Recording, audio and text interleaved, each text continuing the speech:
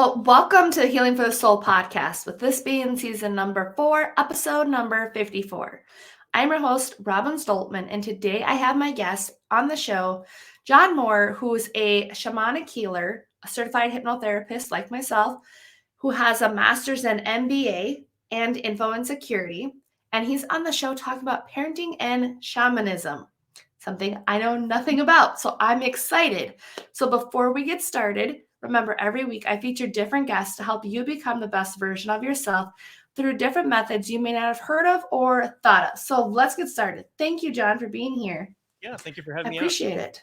Yeah. So what is your specialty and who do you like to work with? Because I have no clue, like I said, about shamanism. I've heard of it. When I started out in shamanism, nearly 100% of my clients came to me with trauma. And shamanism is really good at dealing with trauma because, shamans have been around for tens of thousands of years, and there wasn't talk therapy or medication or anything for most of human history. And so they had to come up with ways for dealing with trauma. That was the primary reason people came to me. And I do love working with people who have trauma. Currently, because we're in the midst of the pandemic, the number one reason people come to me, they just describe it as this feeling of disconnection with themselves, with the world. People are feeling isolated, and I work with them on that basis. The thing I really love doing is teaching. And so I have, I teach classes, and I have students that I mentor and that sort of thing. So, I mean, I just like everybody, I guess. I don't know. Well, that's always helpful. Yeah, it really is. Well, yeah, and then like I mentioned a little bit for the show too, I'm like, well, you already got one up on me for like the business part, because I'm like, I swear that background may have helped, but may have helped me, but I'm like, that background, and I'm like, I don't really know, but like the shamanism, where does that like stem in from like the tech background to, okay, now we're a shaman? Like it's a weird transition, right? Yeah, like what got you interested in that? Yeah, and switching.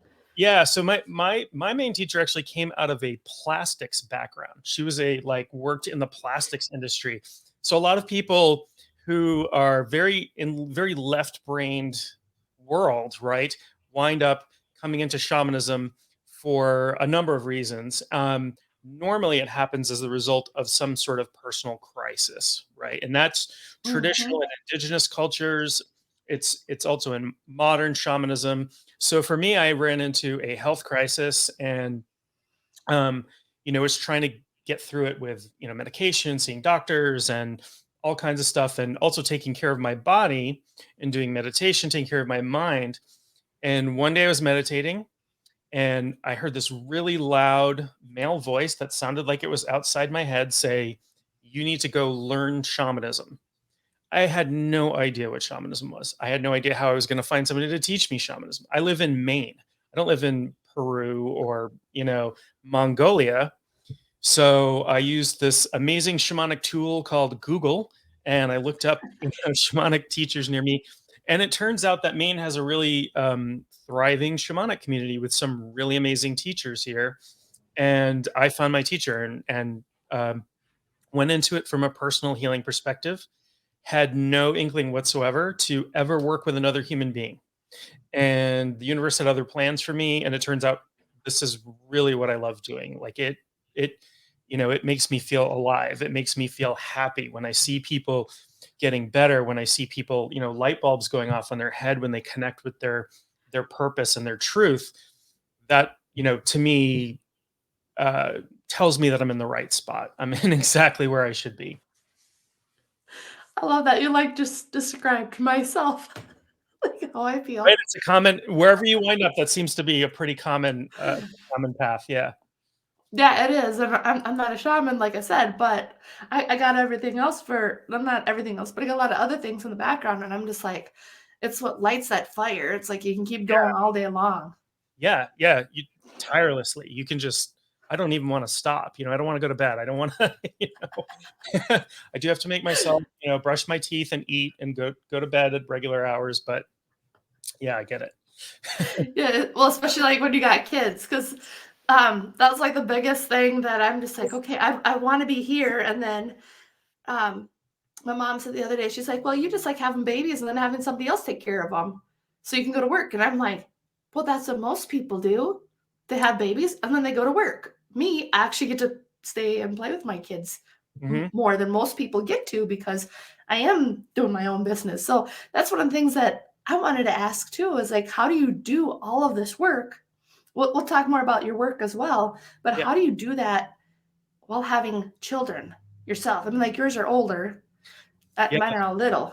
I have twins, first of all. So having twins, if you know anybody who's had twins, or if you've had twins, um, that's like shock therapy, right? When they first come home, you don't sleep for like a year, like at all. I remember going through a phase of my life where I went to work after not sleeping for about 4 days and just hallucinating at work, from the lack of Wow. sleep. And so yeah, I mean everything is a balance, and my children are a little bit older, so they're in school most of the day, and they have one of them has a boyfriend now, one of they're starting to drive, they have other interests, but I do, like, it's really really important to me to spend really good quality time with them. And I work currently, during the pandemic, I started just seeing people remotely, and so I'm at home all the time. And when my girls, during the beginning of the pandemic, their school went remote, I got to have lunch with them every single day. I got to make their breakfast, have lunch with them every single day, have dinner together at the table, and I wouldn't have had that freedom necessarily if I was in some other, career where they forced me into an office or something like that. So it's been, it actually balances pretty well, and I get into a groove, and I find that my heart leads me. My heart leads me to spend time with my kids and time with my clients and time with my students. So That's nice because it's like I'm still like at the young age, like I said, all my kids are, and yeah, it's one of those days. I'm like, I hope to God that what I'm doing now will pay off by the time they're a yeah, little older, where they can start doing more. Because um, that's one of my things. I'm like, I'm learning from other people who have had businesses, like when the kids were little, and then or like when they're older, and I'm like, I hope it gets easier. That's the only thing that I'm like, please God, let it get easier. so if I can, just from my Yeah, experience, it gets easier. It does get easier. There are different problems when they get older, but they don't need as much. They can. My kids can make themselves mac and cheese, right? They can. true. They Mine can't. that when they were little, I had to do everything, tie their shoes and get them dressed and bathe them and all that stuff. And well, I miss those, like little kid days. They were so adorable. I mean, they're beautiful girls, but they were so adorable as little kids. But I do appreciate every stage of life that they go through and the milestones that they've hit. And they're just growing up to be just wonderful kids. And I couldn't love being a parent any more than I do. Yeah, I agree with you on that one for the parenting part. I'm like, I love it a lot. It's just that I'm at that point. Some days I'm just like, I hope this is working. I hope it's working. We're all amateurs, right? I describe myself Yes. as an amateur parent. I'm not, it's, there's different challenges I've never dealt with every single day. And that's just how parenting works. And that's how it's worked for all of humanity. And if you love your kids and you take good care of them, they're going to be great. They're going to turn out fine. Oh, I got 4 boys, and then finally God was like, "We'll give you 1 girl." I'm like, "Thank you, Jesus." Wow. Yeah. That's a lot. That's a lot. That doesn't- And then I'm outnumbered with all that testosterone. I have a friend who has twin boys that are the same age as the girls, and the difference, I mean, I don't want to stereotype too much, but the difference in the amount of energy they had when they were little was crazy. And I was like, oh wow, I'm so happy for girls. Oh yeah, there's a big difference in the energy. I mean, like just like I mean, like when I just think of like when my boys were the same age as my daughter, which is 14 months, and I think about them when they were 14 months. they would constantly get themselves up on the table and just fall down just for fun. Like the one, that's all he would do. And I'm like, this is like Give you heart heart attack palpitations, city. right? Yeah. Yes. I'm like, I swear my kids are going to end up causing a heart attack because I worry about them all the time. Then my girl, I'm like, you're just so cute. You didn't do anything wrong. Yeah, I did have a climber. One of my girls was a climber. She climbed everything. I walked in one day and she was climbing up on the banister on the outside of the stairs, and she was about 20 feet up in the air, and I freaked out a little bit. But yeah, they can panic you a little bit. Yeah, they definitely can. So, how does when did you start doing the shamanism? Was it when they were like before they were teens? Yeah, so uh, they were in their uh, I would say older than 5 and younger than 9. I have a hard time with time. Time's this weird thing. When you work a lot shamanically, like time gets kind of loosey goosey. And it's funny because I ran into my teacher one time after not seeing her for quite a while. And I ran into her at this retreat center. I was like, "Oh, how long has it been?" She's like, "Time doesn't exist," and just walked off and just left me with that to like ponder that. Yeah, they were little. They were little kids when I started out, and it was cool. I mean, they do get they're not necessarily following my path, but they understand what I do, and they understand that I work with people and that I help people, and they talk about it to their friends and their friends' parents and stuff like that. So yeah, it's kind of nice. We do share, we do always share our day and that sort of thing. So it's very nice. Yeah, that sounds really nice because I'm just like thinking of like all these different scenarios when I get older. Because I'm like, I swear, my one boy, he's gonna be telling all the girls to sleep, because that's what he. I mean, like, because they're little, like I said. So the one always says that I'm sleeping. That's what I do for work, is I sleep. And I'm like, Uh-huh. that's not what I do, but that's okay. Right. And then the other one's trying to mimic me going sleep, sleep. And I'm like, okay, we're gonna get somewhere with these kids. So where does what is like the shaman do? Like, how is it different than like the hypnotherapy that you do? And I don't know, um, are there any other modalities that you use within that shamanic healing? Um, I mean, shamanism is my main practice, and obviously, lots of my life experiences play into what I do. Being a teacher helps me. Being a coach helps me communicate with people, as well as, I mean, you understand that hypnotherapy is a lot about really good communication and deep listening Yes. and that sort of thing. So while I'm not necessarily like putting people into trance and hypnotizing them, those skills absolutely come into play. So the difference maybe between hypnotherapy a little bit and what I do is I'm the one that goes into trance, right? So the shamanic practitioner, the main thing we do is called the shamanic journey, and that we enter into an altered state, and the idea is that we're traveling in the spirit world to look for sort of like lost power, or to heal the energy body, or that sort of thing. And unlike Reiki or acupuncture, which work primarily on the energy body, and this is Mhm. just to draw a difference. This isn't to say one is better than the other, because I would never. I also have a Reiki certification that I don't really use, but shamanism just comes at it from a different angle, and we work on what we refer to as the soul body primarily. We do some energy body work, but we also work with looking at people's ancestors and looking at and that is really, really important. We inherit a lot of stuff from our ancestors, right? Yes.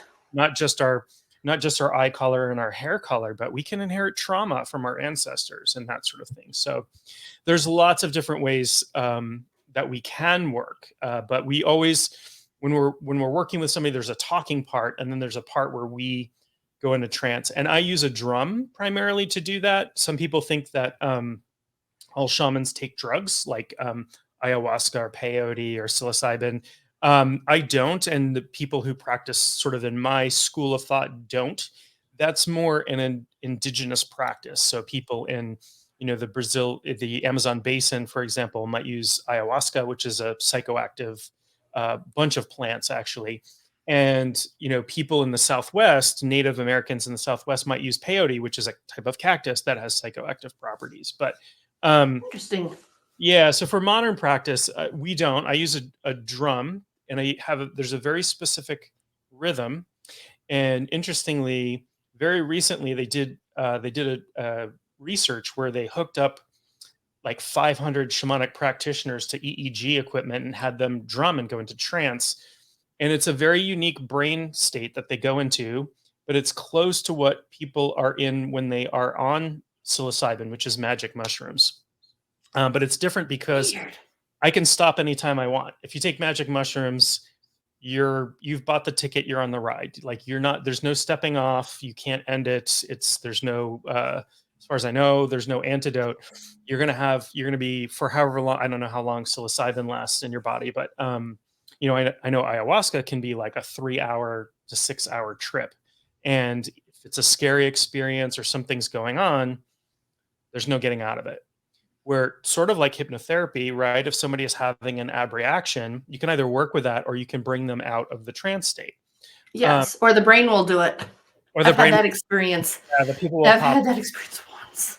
Yeah. I mean, that can happen. It's just too much for somebody to handle, and they'll pop out of that state. Where I'm the one doing I'm inducing the trance, and I'm the one in the trance. I have pretty much full control over what's going on during that time. So, and I like that. I don't like giving up control to a plant medicine or that sort of thing. And it's not to take anything away from these indigenous cultures, because they're doing what they've done for thousands of years, and I think that's great. I support that. I don't know enough about it to partake, or it scares me a little bit. I get scared That of would losing scare my me. yeah.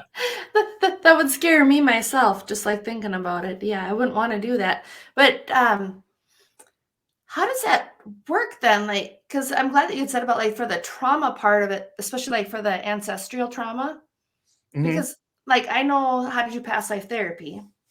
So is that like similar to like past life therapy, almost like when you're doing the shamanism? Yeah, absolutely. Because I'm So like, you said it to you. I was just like trying to understand it. yeah, so ultimately we're connected, right? Like Mhm. everybody's connected. We all have the same divine spark within us. We all come from the same source. And so underneath it all, we're all the same. So when I do work on behalf of somebody else, they receive the benefit of that. It's also beneficial to me when I do that work. It's fantastic. I love doing that. But yeah, it's very similar to past life healing. And sometimes people, I don't know if you've ever run into this, but sometimes people are their own ancestors, right? They get incarnated Oh, in their own ancestral line, right? So yep. you go back 10 generations or something, and oh, you were your 10th great grandfather or whatever. Sometimes that can happen because we're trying to work out some traumatic thing that happened 10 lives back, or whatever. So yeah, it's very, very similar to that. We work with all shamanic cultures and all shamanic practitioners work with we call helping spirits. So these might be what some people think of as animal totems, or spirit animals are one type. In my school we call them power animals. It's just a different terminology for what that is. And so we work with these spirits that have crossed over, that lived on earth but crossed over. And so they have a different perspective of what's going on. They can look at things sort of like if you were playing baseball and you were Mhm. standing on the pitcher's mound. You can throw the ball, but the person up in the stands can see everything that's going on, right? Okay. So I'm the pitcher. I'm throwing the ball, but I'm relying on a person with, I'll say person, but frequently it's an animal, that has a much better view of everything that's going on than I have to perform this healing. And so we sort of travel in the spirit world. We work with these helping spirits, and there's different types of healing. Like with trauma, with individual trauma, there's something called soul retrieval, which is like a part of us has kind of broken off and stayed behind, and we try to return that. I know there's similar processes in hypnotherapy when you're doing like parts therapy, or you're trying to integrate things that are disparate. Where shamans have been doing this for tens of thousands of years.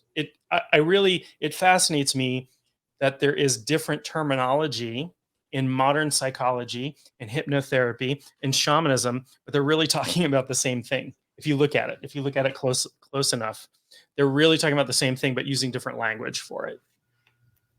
Yeah, I've noticed that too, like for the different languages. I'm Hmm. like, it's all different. Like they give different terminologies, like what you said, Right. but it's like it's all like the same.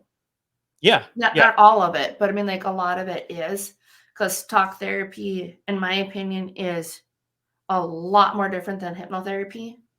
It's not as like they're more like problem based, where hypnotherapy is more like solution based. Like what can we do instead? That's just been my experience though. So yeah. like one of the things that I'm curious about is like the trauma, because I swear that like I'm thinking about like my own self on this, is that I know that like the generational Hmm. trauma is real. Like Yes, even the absolutely. Bible says it. And that's why I try to tell people, I'm like, well, even the generational trauma, back to the Bible. Let's go back there. Yep. It states that generational trauma, generational curses is real, Yeah. but then it's like it still shows up today. Yeah, well, they knew back then. They didn't have, so now Mhm. we have modern science, and we can say, hey, look, when we look at the epigenetics of the grandchild of a Holocaust survivor, we can tell that there's trauma 2, 3, 7 generations back, Yes. right? So our ancient ancestors knew this stuff intuitively. They knew it. They got it from spirit. They got it from God. They didn't have the modern science to back up what they were saying. But again, you're absolutely right. It's like they're saying the same thing, but using slightly different language to talk about it. Where we talk about generational curse or generational trauma, we can actually see that. We can see it in animal studies. We can see it in human beings. I think we've been able with modern science to be able to detect trauma 7 generations back, something like that. And probably, as it gets more sensitive, they could go even further back than that.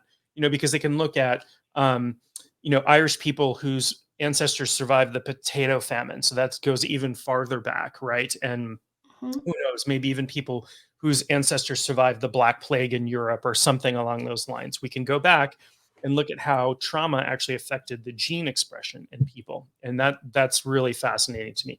I'm kind of scientifically minded, which makes it a little weird that I work in spirituality, but not necessarily so weird. Yeah. There are us.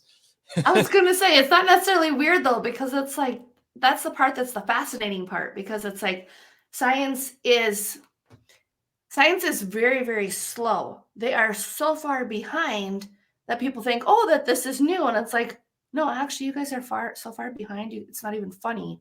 Like science can't even catch up to the human mind and like how we know things. Like it's Right. just Right. It's like sort trying to of, explain that.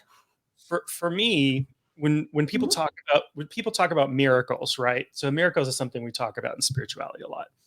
And we think of sort of like supernatural events, and those are miracles, right? Like a Yeah. miraculous healing or a miraculous. But the fact that I can sit here and airwaves can come into my ears, and my consciousness turns that into the experience of having a conversation with you, to me, that's a miracle. Our consciousness, the fact that we are conscious and aware, and our reality, our whole experience of our reality is constructed inside this consciousness. We don't think about it because we live in it. No. It's like everyday experience to us. Like it's like if you I don't know, if you live in Florida, you don't think it's hot during the summer because you're used to the heat. Where I live in Maine, and if I went down to Florida once in August and I practically melted because I'm not used to that. But we live in our consciousness, so we don't look at it as a miracle, but I do. I think, wow, I can have, some electronic device make some wavy air in my ears, and I can have the experience of listening to a symphony, or I can have the experience of seeing you through my computer screen, and I have the experience of having, being in the same room with you and having a conversation, and my experience with you as a human being. And that's, to me, when I think about that, that's really amazing. It's It really amazing is. that's true, because there are creatures out there. They're like, one-celled organisms, and I think intelligence is actually everywhere and consciousness is everywhere. But there are creatures out there with no brains, and they move around and stuff. But we have this amazing capacity. We have this organ, and I personally don't think consciousness is comes from the brain. I think the brain is a receiver of consciousness. Yeah, the brain, I think, is like the last thing. I think it's like the stomach, the heart, and then the brain. Yeah, and if you think about how do chemical electrical impulses going back between synapses give us the subjective experience of reality? Like I can't fathom that, and that's something that I don't know if science will ever be able to figure that out. But so far, no, that is a big problem for science. Consciousness is a huge problem for science, and when we observe things, we can test this in a lab. When we observe things, it changes them. So Yes. how do electrons know that we're observing them, right? Because we are co-creating our reality. All of our reality is subjective, and to me, that is the huge miracle that we almost always overlook. Anyway, I went down a big rabbit hole there. I apologize. Oh, no, no, that's fine. Cause this is a lot. Like, I've been just like, it's a lot to take in for anybody, but it's also fascinating at the same time. Because a lot of it, like with the science, they just discovered now that, like something simple, like our jaw muscles, that there's actually three of them, Right, right. and it's like you had this data from like the 1800s, I think it was, that it came from. And it's like, oh, now you guys decide in 2021, it was, that now we do have three muscles in our jaw. It's like, and I've got books from 1985 that talk about how we don't need medication to heal. We don't need all of this stuff. And you need to focus on being happy and mindfulness and meditation and all this. And I'm like, that's from 1985. But in 2021, in 2020, in 2022, it's like all of a sudden, like it came back. And it's like, I'm trying to like understand like the reasoning of like, where did people lose this? You Yeah, know, I don't know. It seems to be somewhat cyclical. And I Mhm. remember in the early 90s, I went to a lecture that was at the Dana-Farber Cancer Center in Boston, a big famous cancer center. And there was a guy named Dr. Yang who I don't know what he was a doctor of. I don't know if he's a medical doctor or not, but he's a Chinese kung fu guy, and he was doing qigong, which is like tai chi, and he was doing that with cancer patients to alleviate symptoms of chemo and that sort of thing. And they were finding these fantastic results from that. And nowadays, when I go into my doctor's office, and I go to a doctor once in a while, not that often, but had a concussion not that long ago that I had to get Those checked are out. not fun. No, not fun at all. I don't recommend that. Um, had to get a neurological exam for make sure my brain wasn't leaking out my ear. And you know, I go to this big doctor's office that's part of a hospital group, and the vast majority of the young doctors who are residents there are studying integrative medicine. So they're studying the combination of medicine and mind. They're studying mind body stuff and yoga. And I hooked one guy up with a naturopathic doctor I know, and um, they're accepting. And in my shamanic training, I've been through years and years of shamanic training.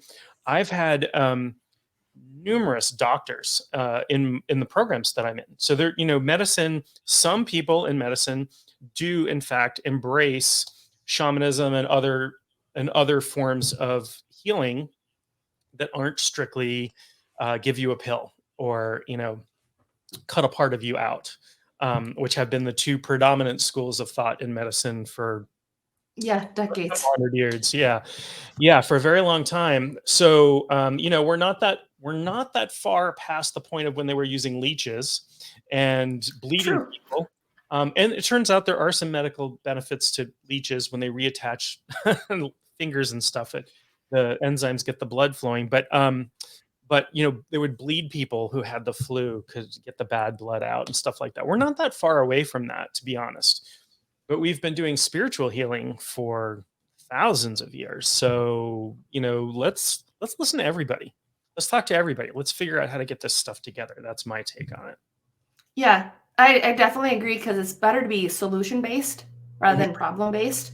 Yeah. Because that's like one of the things that I'm noticing is a lot more powerful. Like even in doing my own healing, like especially with the trauma, one of the things I've been thinking very heavily on that a lot of people don't realize is like my grandpa, for example, he is 87. He's the only 87-year-old that I actually know that has his own business, still doing his own business every single day. I swear up and down that if he wasn't out in his gun and pawn shop, he would be dead. Like if he missed one day, I swear to God, he would be dead because that's how much it means to him. But when he was growing up, he was born during the Great Depression. Yeah. Yeah. So like when he was growing up, he saw the Great Depression. Because a lot of people don't think about this, is that that's where the money issues, I believe, come from for a lot of people, Hmm. not just myself. But it's like they're carrying around the Great Depression trauma, but being unaware that that's where it come from. And then shortly after the Great Depression, then you got to add World War II that was going on. Hmm. And then the psychiatric drugs were introduced of those are supposed to be better. Prior to that, they're using hypnosis. They were Right. using EFT. They were using natural methods. They didn't get that data without having to have 6 million plus Jews die. They didn't get that information until then. Yeah. And then I was thinking about that. And then I thought, well, then there's a Japanese internment camps that happened in the US. Hmm. And there's like all these little things, not all little things, but like there are big major things that happened. And then even before the Great Depression hit, there was the Spanish flu that Right. happened. And I'm like, that's a lot of trauma that my generation is carrying. Yeah. But they're totally unaware of it and they're blaming this and this and this. And it's like, no, stop and think. You're going back generations. Well, it's only like 2 generations in my case Yeah. of the trauma that's been carried. So my grandmother is still alive. Mhm. She's 105. So she was 2 when the Spanish flu hit, and she was a teenager during World War One. And her husband went away in World War II. My grandfather and his brother was killed in the Philippines in World War II. So they have, like, sitting down and talking to her is Mhm. amazing. To have somebody alive who's been alive that long. And my great Yes. grandmother, I knew 4 of my great grandparents, and they all lived into their 90s. And I talked to my great grandmother's born in the 1800s when I was a kid. That was amazing to me. She was born in like 1890 or something like that. And I'm just, wow, like I can't even imagine, like, I have experienced 3, the spreading across of 3 different centuries, right? From my great Mhm. grandparents to my children, my family, I've known people that have existed in 3 different centuries. And that's a pretty cool thing for me to think about. But That yeah, is. my grandfather's ancestors came over during the potato famines. They obviously were escaping death and poverty and starvation, and that was a pretty big deal. And then when the Irish, I don't know if people know the history, but when the Irish got to America during that time, they were treated very poorly. They were treated, we had waves of immigrants that would come in. So first the Irish came in and they were treated very poorly, and then they kind of integrated, and then the Italians came in and they were treated very poorly. And so there is a lot of generational trauma that takes place over the years, and a lot of it depends on your background and where your ancestry comes from. But everybody has ancestral trauma, because you could not live in this world and be descended from somebody who hasn't experienced some sort of major events. Maybe if you lived in a tribe that's been isolated, there are only a few of those left for forever, and you've never experienced any major catastrophes. There's maybe little ancestral trauma there, but I can't imagine anybody not having gone through some level of ancestral trauma. Yeah, that's what I was thinking, especially like I said, when I read the Bible, I'm like, there's ancestral trauma all over there, Hmm. like for the generational trauma, like I said, and then you add different things to it, and that's one of the things that I've been really understanding, and that's why I said I think a lot of people they forget about that, and then it's like they blame the current things that are in their reality, and me, I'm like, but stop and think about the things that your grandparents experienced. So then I'm thinking I know that you can heal it using hypnosis. Are you able to heal that then as well on the shamanic through the shamanism work? So that, because one of the things that I was told is like when you heal, this is why healing is very important to me, is that when I'm doing the healing, because my ancestors chose not to, because they didn't know or they just chose not to, then that's carrying to me. Mhm. And then when the trauma ran into me, it's like, oh crap, we're screwed because we're not going to have any more. Like, that's who I am. I'm like, nope, I'm done with this crap. My family had their crap. They can keep their crap. I'm getting rid of it. I don't want it no more. So then I'm thinking that I'm doing the healing so my kids no longer have to deal with it. Yeah, Is that 100%. kind of like how it works? Yeah, 100%. That is exactly how it works. When you heal yourself, you heal the world. Absolutely. And I knew one of the driving forces for me, because shamanism is not an easy path. It pulls up your stuff and shows it to you, and some of that stuff is not pretty. And I almost didn't make it. I almost didn't make it through my first day of my apprenticeship. I almost quit after that. But I didn't, and I was lucky I stuck through it. And one of the driving forces for me to continue on this path was, I need to stop the trauma and not pass this to my children.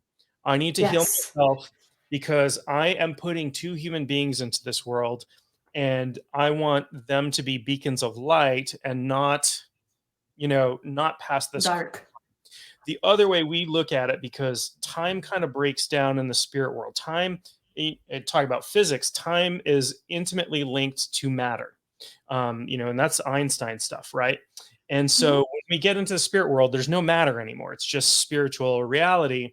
And so you can actually go back and heal your ancestors, and that healing will come down. And that's what we're doing. Very similar in hypnosis, where we can heal an ancestor, and the healing can get passed down the line. We'll find a spot where there was trauma. We'll do some healing work there, pass that down, make sure the person has healing as well. And yeah, we can cut that off. We can heal that trauma at a very deep level, as the same with hypnotherapy, where you can really, really go deep with somebody and um, get into that beautiful healing that everybody has the capability to do. And I don't like to look at it that I'm doing the healing. So I'm working with my helpers, my teachers, and my helping spirits, and I'm creating spiritual conditions under which a person heals. Right? It's sort of like if I break Mhm. my arm and I go to the doctor and they put a cast on my arm, it's not the cast that's healing my arm. The cast is creating the conditions for my bone to be able to heal itself, which is exactly what happens. So I'm creating spiritual conditions for which somebody can heal themselves. I'm always about empowering people, Yes. my clients. You have the power to heal. I'm going to help you.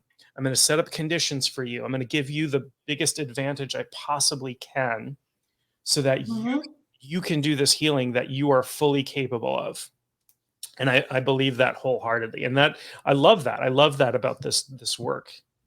That's the beautiful part. That's why I'm like, that's what lights me up. That's why I was trying to explain to somebody earlier, like what hypnosis is for me is like when people come in, it's like I see them as already healed. Like I see the end result with them already, but it's like some of them come in miserable. And Mhm. then like even by like the third session, they're like, they feel so much better. And so like for me, it's like trying to explain to people, I'm like, it's like having a new baby every time, like on my end, because that's how much joy it brings. Right. And that's like the only thing that I can compare to that I've experienced that much joy in my life. And it's not saying that they're a baby, but it's just like it's just that feeling, like that joy of like, yes, they're finally getting it. They're finally Right. understanding how to help themselves. Right. And people come to you, I'm sure, feeling like they have no resources, right? Yes. And And it's like you have the resources. part of It's what you're pulling doing it is out. pulling out those reasons. Look how awesome you are. Look how amazing Yes. you are. And yeah, absolutely. So I think we're on the same we're on the same plane with that. Like, that's why I love doing this work. Absolutely. Because Absolutely. because I know It, like I was told to see a shaman myself, like for the trauma part. And I'm like, that's what I was like trying to understand is like when you do that shamanic healing, for mhm, example, I know that mine is tied to my grandpa. Like he's obviously still alive because I just said he is. But I mean, like, I swear his issues, he never let go of them. So then they travel to my mom, and then they travel to me. And like there's a generational curse too. I mapped it out the one day. Right. It scared my crap out of my mom about just the firstborns. The first living sons in the family get taken or they die. And if they don't die or get taken, then it gets passed on to the next first living child. Well, I was the next living child with my mom. And my mom, I told her about how all my relatives, look at them. I'm like, look, there's someone that's got this curse that happened, like this contract that was made. And it's just like, that's on my grandma's side. And the other one with the money's on my grandpa's side. Because my mom picked up her stuff or his stuff for her and then passed it to me. And I'm like, where do you think this stuff comes from? Like when you actually stop and think about it, I'm like, I know where the two issues come from. But I'm like, I'm determined to stop it because it's like, I don't want my kids going through the same crap that I've gone through. I just don't. So with that shamanism, can you work specifically, like in my case, on just those two issues? Or does it like treat it as a whole in areas that I may not see? Yeah. So the interesting thing about working shamanically is I have very little control over the healing that's done. So sometimes when I get in there, Oh, it's like, oh, somebody's come to me for this issue, but honestly, if they don't address this other thing first, we can't even start looking at that thing. So, for example, a lot of people come, everybody's got trauma. So mhm. I think everybody could stand to have shamanic soul retrieval. It's a beautiful thing. It makes people feel really good and it reintegrates you. And I've seen some dramatic I've had people come to me and say, I feel dead inside and I can't feel any emotion. And get up off, when I was working with people in person, get up off the table with a smile on their face and say, I feel joy for the first time I can remember. And that's not me doing it. That's my helpers and this person's spirit reintegrating itself and that soul part coming back and lifting that person up and saying, hey, you actually are whole, you're complete. Yeah. So, but sometimes people have, very frequently in my experience, people have these, what we call intrusions. And this is just like energy stuff that comes in. It's like when we walk around and people are angry or people shout at Oh, us, or yes. even we're just like, so my big example is I walk through Walmart, right? And there's a lot of Mhm. unhappy people, at least in my Walmart, a lot of unhappy people in there. And if I don't protect myself, I walk out of there and I'm feeling crappy, right? Yep. Because I've I picked pick it up, up too. it sticks to you like mud on your shoes and you got to scrape that off. Well, a lot of people don't know to Mhm. do that. So very frequently I'll have to do what's called an extraction, which is to remove those, that crappy energy. And that will clear the pathway for the next piece of work that we're doing, which might, probably be a soul retrieval or an ancestral healing or something else. So sometimes people will come to me for a very specific purpose. They're like, I want soul retrieval. I read about soul retrieval. I want soul retrieval. I'm like, that's great. And maybe that will happen. But I always do diagnostic work in the beginning. And I only ever do ceremonies that my helpers tell me are going to benefit you today. Because you might feel like you need a soul retrieval, and you probably do if you feel that way, but you might not be ready for it yet. There might be something else that has to happen first. Even within the session, might do a little Mhm. piece of work first and then do something else. So, yeah, I mean, we'll work on specific issues, absolutely, but sometimes it's not. Sometimes the cause, there may be more than one cause, or it might not be exactly what people think it is, or there may be some other work that has to happen before that healing can take place. So, I never know till I get in there and start looking around and seeing Well, what's new. that's very helpful because, like I said, that's one of the things I'm like, would that be helpful or not to be able to really know? Because it's, um, for me, it's like I know like the two issues. I'm like, I just want to break like those curses, and I'm just like, okay, I'm doing the work on myself in hopes that my children don't carry that down. Yeah. Because there's a couple of people I've talked with about like the epigenetics, like you mentioned earlier. Mhm. And it's like, okay, so that's like, if I understand epigenetics correctly, that's like the scientific um, community that's now understanding what we already know, which is like generational stuff gets passed down. Right.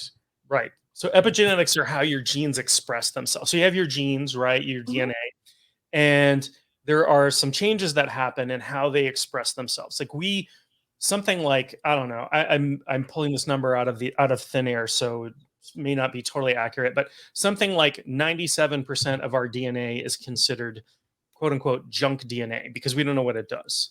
But we know the other parts. We know the other parts of that and how that part expresses itself. We can look at using scientific techniques that I don't understand, but we can detect those changes, and that's how our genetics. So I might have, recessive genes and these other kinds of genes. I might have genes that make me predisposed to diabetes, for example, type 1 Mhm. diabetes or something like that, and I might not get diabetes, or I might not get certain kinds of cancer that I have, DNA for it. That's epigenetics. That's how your genes are expressing themselves. So if I don't get Okay, the that makes diabetes, sense. so but I have those genes, and the scientists using methods I don't understand can look at that and can detect trauma generations back, and how your genes express themselves. And an interesting thing about the quote unquote junk DNA. So this is a computer nerd thing. Mhm. So we've coded the whole human genome. We have, all the characters of the human genome. If we take the junk DNA, what they call the non-coding DNA, and we run it through a statistical analysis, and there are statistical analysis programs that linguists run to look at characters and stuff to see if they're languages, it codes as human language. This What? statistically, our junk DNA is mathematically the same thing. We don't know what it says, but it is mathematically the same as all human languages. I can't explain that.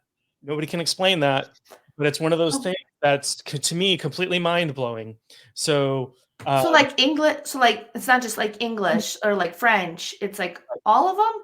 if you take every human language there is, and you run it through this program that does statistical analysis on like the frequency and patterns of letters and that sort of thing, you can say, yeah, that's a language, right? We can't necessarily Mhm. read it, but we know it's a language, and that's how linguists can look at like old dead languages and stuff like that and know that, okay, there's language here. And so because DNA is uh, code, basically they're just a few characters of code, but they come in patterns. When they statistically look at those patterns, it is identical to every human language that exists, the statistics of it. Whoa. Mind blowing. But it's only the non-coding DNA. It's only the DNA that doesn't express like our blue eyes or our height or our hair color or that sort of thing. Wow. The part that they consider junk DNA is actually some kind of language. We don't know what it's for. We don't know where it came from. But to me, that's mind blowing, and I That can't wait. is. I can't wait till they figure out more about that. Um, but it's fascinating. It's one of those things that we can't explain yet, but the statistics people have run the numbers, and it's pretty cool. That is awesome. And like there's so many things. It's like I said, science is so far behind on they're basically behind on everything that we already know as like the healers of the world. That is just like it's amazing. Like now that like you even said that, I'm like, huh. It's like the junk DNA still has use. Right. I mean, I think the term junk DNA is, there It it's is not correct, but not yeah. correct, but non-coding DNA is probably better. But somebody's like, oh, this DNA isn't doing anything, so we'll call it junk DNA. Well, we don't know what it's doing yet. We haven't figured that out yet. That doesn't mean it isn't doing something or doesn't have a purpose or doesn't have a reason. And they can now, because they can create DNA in the lab, they can actually store information on DNA. They can actually like on your computer hard drive, they can Mhm. actually code DNA to store information in tiny little, obviously DNA is tiny because it's one giant molecule, but in tiny little packets they can store information on there. And I think somebody put maybe the Bible or some other really long book in DNA, and that coded it in DNA. So it's pretty interesting that we can do stuff like that. That's awesome. That reminds me like the I think it was like towards the the end of February 2022 here that there was the very first time when that scientists were able to catch, because the person unfortunately died during a test that they had had. But the very first time scientists were actually able to catch what the rest of us already knew when the brain dies, that you have that, I should say the people like that have experienced a near death like myself, that your life literally flashes before your eyes. They Yeah, were yeah. finally able to catch that. And it's like, we've known it intuitively for years and years and generations upon generations. And then they now just caught it. And it's like, It's hard to measure. Like there's certain things yeah. like consciousness that we can't even imagine instruments to measure that sort of thing. And that's, so science has its purpose. It can be, a certain level of precision, and we can Mhm. measure things and we can predict things. And it's great. It's great for that sort of thing. But there are some things that are too outside of that. That are really not binary as much as science likes things to be binary. Either this is this or it's that. Well, that's not always the case, right? There's always No. um, some gray area in there. Some that's what chaos theory is about, where they're trying to figure out how track hurricanes and figure out where they're going. And if you've ever, we've all watched hurricane charts and have they're like, oh, it could be here, it could be over here, right? And they get more and more accurate all the time, but they'll never be 100% accurate because there's too much chaos, right? It's Yeah. not it's not binary the way that we like things to be binary in Well, science. that's why I was excited when I heard about like something that like said that we already knew about, that when people die, the brain, it like literally like your whole life flashes before your eyes. Yeah, Like yeah. it, and then they were trying to figure out that there is actually proof now from this one person that our experiences in our life are 100% recorded, but the ones that are the most memorable are the ones that come up. Right, right. There was, and maybe this has been debunked, or I don't know, Mhm. but I remember this was back in the 80s or something, that they had somebody on a scale or something, and when they died, their body actually got lighter by like 6 grams. It was a little teeny tiny amount. Yeah, people die. I need to Yes. I need to look that up and see if that's still understood to be true, and if they figured out why that is. Because that seems weird, because we can't create or destroy matter or energy. We can only convert it from one form to another. So there's something that is converted to something that is taking a certain amount of weight away from the body. I don't think the soul has weight to it. I think it is spiritual and there's no mass to it. So you can't necessarily weigh somebody's soul. But that just seemed like a really fascinating thing to me. How could that be? Right? Yeah, because I know, like, when my husband's grandma died, she went in, like, heavier, and then when she left, like, 'cause over a matter of, like, 3 days, she lost a bunch of weight, and it's like she was lighter. That is one thing that I have noticed. It's like, for whatever reason, when we die, we are a lot lighter Hmm. than when we come in. So it's like there has to be, like, the soul that, like, I don't know if the soul necessarily has weight to it, like you said, but there's gotta be something that adds to it. I just know, like, from my near-death experience, that there definitely was a lighter feeling when I was going up, and I'm like, "Oh my." I still love that feeling when I was going up. But then when I was coming back down to my body, I'm like, immediately I just felt like all, like, the sludge and, like, the feelings of being human again, and it's just like it Right. just felt so heavy.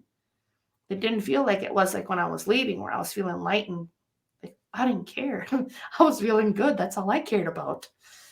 One thing we do in shamanic training that's really Mhm, important to the work is we do this death and dying work, right? Because mhm. part of what we do is, we help people who are crossing over. We help them to have an easier transition. We, Interesting. we help people who are grieving, those they've lost, and comfort them, and help them understand that their loved one is in fact in a better place. And so we have to have an experience of that to be able to have the confidence in that, to say that to speak that with confidence, to not just something I think about abstractly or whatever. So we do some ceremonies and some things that give us an experience of where we're going when we die. And when we do that, because and I agree with you, it's such a beautiful, amazing feeling. Imagine for people out there who haven't been through this, imagine every ache, pain, stress, and worry you've ever had just disappearing all of a sudden, just gone. That's exactly what it does, and you can see everybody else down below, and you're just like you see them, you care for a little bit, and then you just no longer Like, care. yeah, you're like Mhm. every care, every worry you've ever had is just gone. So we have when we do that work, we have to sign a contract, literally sign a contract that will come back because it's so seductive and beautiful. I don't know anybody who's ever actually died trying this, but it is a really it's some of the one of the most powerful experiences I've ever had, and leading people through that experience has been incredibly powerful as well because I have students that that's part of the work. But in order to have that experience, in order to go to somebody who's grieving, who's lost a loved one, to say with confidence, that they really are in a better place, and I know that because I've experienced that. I've experienced that, and so there's a knowing that I have, and people can sense that. People can sense that it's experiential, and it means a lot. Yeah, that's one of those experiences that I wish I could recreate without having to actually die and have a near death, because I don't want a near It's, death again. yeah, I'm just saying that it's like one of those feelings that I miss because I got to see my daughters in heaven. I got to see them. yeah, And I don't remember the whole experience other than I remember what they look like. And my one son looks a lot like his sisters hmm that I miscarried. And it's just like, I just, it's being able to feel that again, but without having to have I don't want to die because my kids obviously need me, but I'm just saying. right. You've got You stuff know, to like if that makes any sense. No, absolutely. You've got stuff to do here. You've got kids to take care of. You've got stuff that you're supposed to go through, like ending your ancestral trauma. When people Yes, that's the main one. say, what's my purpose? Why are we here? Well, there's lots of reasons why you're here, right? Like one of them is let's cut the crap from, from the past. Let's stop that from coming forward and let's make the world better, right? Let's work on that. Yes. um, but yeah, if people need purpose beyond that, I do work with people a lot on finding purpose, finding the how are you gonna everybody everybody has a light. Everybody has the same light. We're all emanating from the same source. How do you shine that? How do you let that out? Right. And for some people, it's creating beautiful Yes. art or beautiful music. For some people, it's healing people with hypnotherapy or shamanism. For others, who knows, right? It's cooking the most amazing meal for people. And it doesn't matter whatever that is.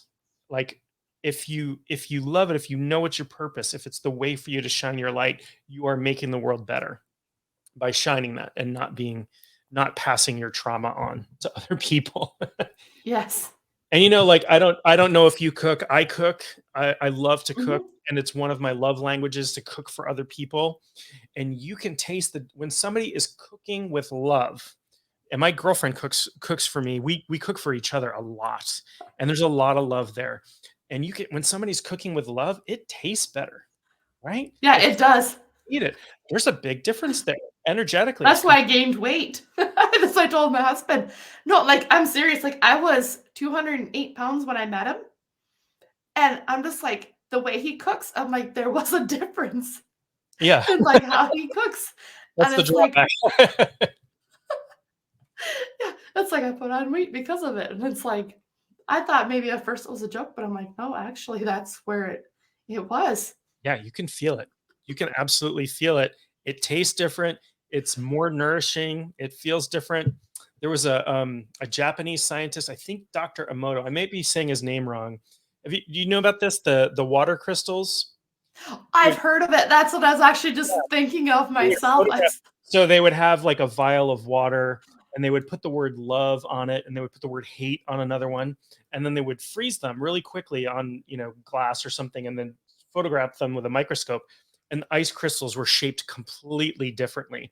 The ones that had the word hate were like all malformed and weird and the ones that had love were just these beautiful symmetrical patterns. We affect the material world around us with our feelings, with our thoughts, by shining our light into the world.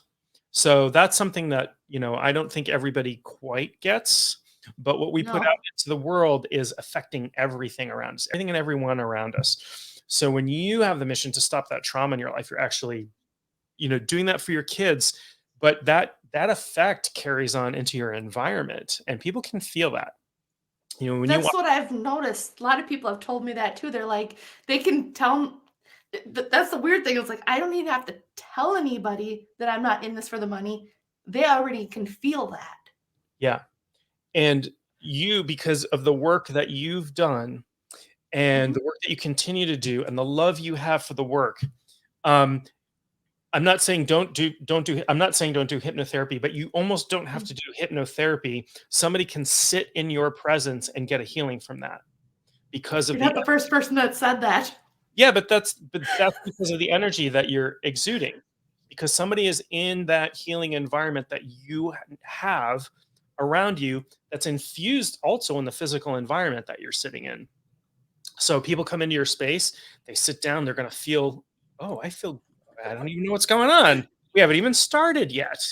Things are happening, right? I bet that happens all the time. Yes, Yeah. all the time. But to me, it never makes sense. That's like one of the things I've been struggling a lot with is like, this is part that makes no sense to me. Is like, I want to leave like the hypnosis behind.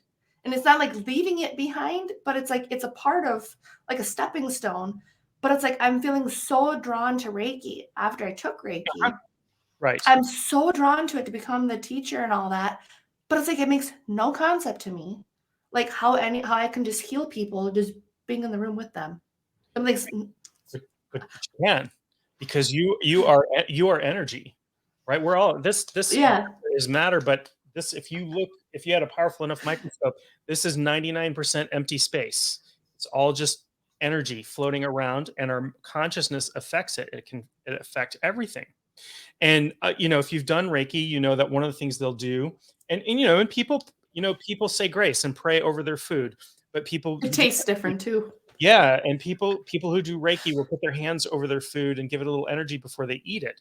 You are transmuting the matter of that to a degree and making it better for you, making it a healing, energetically healing for you. And I do believe that the matter changes. I've seen research out there where people who are really strong energy healers could change the molecular composition of things from across the room. And my teacher's teacher is doing research where they actually take polluted water in a vial from a river that's polluted and set it down. And they do this process where they're basically all sitting around doing this thing called transfiguration. And then they take the water to a lab and have it tested, and it gets clean. Whoa. So nothing but energy work. And this water gets clean from them sitting around doing this. Scientifically, not possible yet because we can't explain it. Yeah. We can't explain how that happens. So scientifically, it doesn't happen, but we can test before and after it's happened, right? So, Yeah. uh, yeah, so we are fully capable of transforming and transmuting the matter around us, which That's I think is awesome. That is. And I was gonna say too, like when you talked about like the water test, mhm, like when they were being like the one was love and the one was hate.